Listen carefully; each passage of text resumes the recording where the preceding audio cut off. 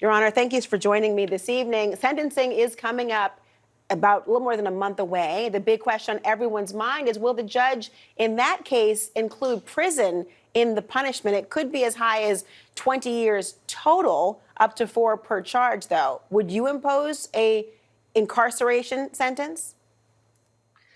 Before I can answer that, it's important to understand what a judge considers at sentencing. And this is just solely Judge Merchan. So judges are supposed to look at mitigating factors, aggravating factors. If there are a lot of mitigating factors, that means a more lenient sentence. If they're aggravators, that means a harsher sentence. So if you look very quickly at mitigating factors for Donald Trump, well, there's his age. He's a senior citizen. He's almost 80 years old. He's a first-time offender. That's a mitigator. And he's also this is not a violent offense, although his words have encouraged violence. So then on the aggravator side, you have, first of all, the number of victims. And these were voters who were bamboozled because of this hush money, the cover-up. There's the contempt citations, almost a dozen, where he has violated court orders. And then there's an issue of recidivism. Is he likely to repeat?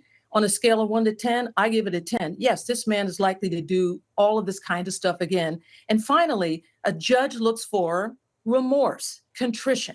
You get up in front of a judge and say, I'm so sorry, I did this, I shouldn't have done it. Do you think Donald Trump is going to get up in front of Judge Merchan, whom he has denigrated repeatedly, and do that? No. So if bodes, in my view, if these are the aggravators and mitigators, that the judge is definitely going to not just say, okay, give you a slap on the wrist, go home, I'll put you on probation for a month. That is not going to happen. So a lot depends on the behavior of Donald Trump when he's in front of the person he has been insulting repeatedly all through this trial. Would you consider at all the fact that he is a presidential candidate, or even change the sentencing date to beyond the Republican convention? Two things. Republican convention, no, I would not change his sentencing date. He's a criminal defendant. He's been convicted. Let them change the date for the convention.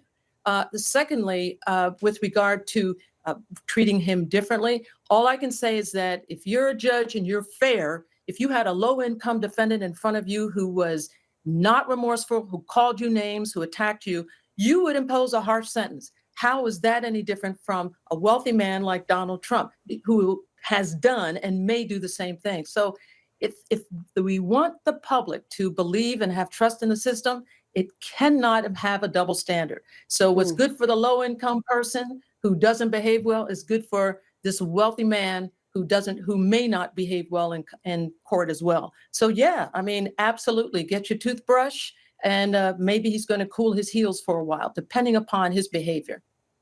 I mean, to argue the alternative would be to concede that you do have a two-tiered system of justice.